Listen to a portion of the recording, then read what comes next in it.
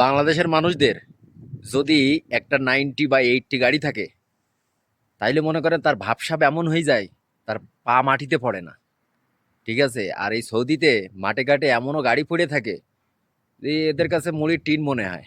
ঠিক আছে? আমার এখানে, আমার বাসার সামনে একটা মাঠ আছে, মাঠের ভিতরে একটা গাড়ি রাখা।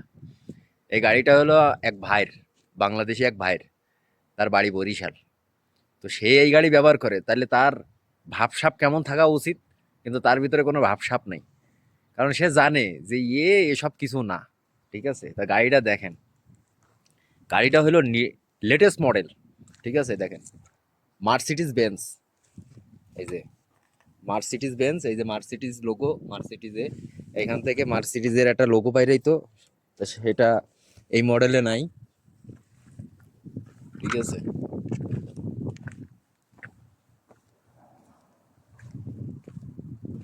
এই গাড়িটা আমাদের বাংলাদেশে এক ভাই চালায়, তার নিজের গাড়ি।